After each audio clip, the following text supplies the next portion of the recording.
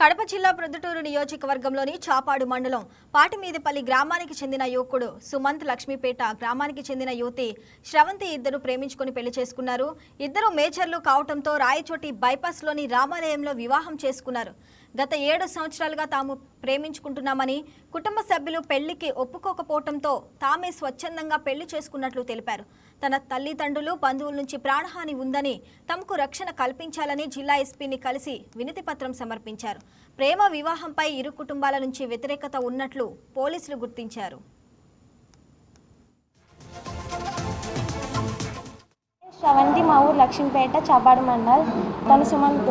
నేను సుమంత్ 7 ఇయర్స్ నుంచి లవ్ చేసుకుంటున్నాం. ఇది మా ఇంట్లో వాళ్ళకి చెప్పినాము. మా ఇంట్లో వాళ్ళు మమ్మల్ని ఒప్పుకోలేదు కాబట్టి చెప్పినా కూడా మమ్మల్ని చంపేస్తాము, పెళ్లి చేసుకున్నా కూడా మీరు ఎక్కడున్నా మేము చంపేస్తామని చెప్తున్నారు.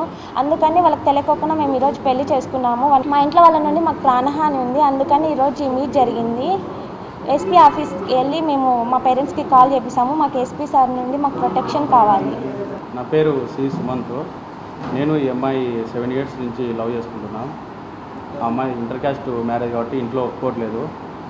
వాళ్ళ ఫ్యామిలీ సైడ్ నుంచి మాకు ప్రాణహాని ఉంది.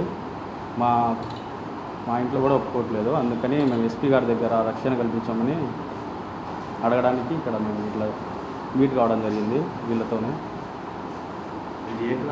మాది వచ్చేసి పాటిమీదపల్లి చాపాడు మండలం. మాది స్కూల్ నుంచి పరిచయం. 8th క్లాస్ నుంచి పరిచయం.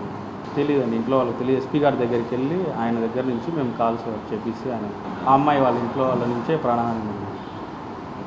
ఇద్దరు మేజర్స్. నేను బీటెక్, తను ఎంసీ. నా పేరు శ్రవంతి, మా ఊరు లక్ష్మీపేట చాపాడు మండల్. తను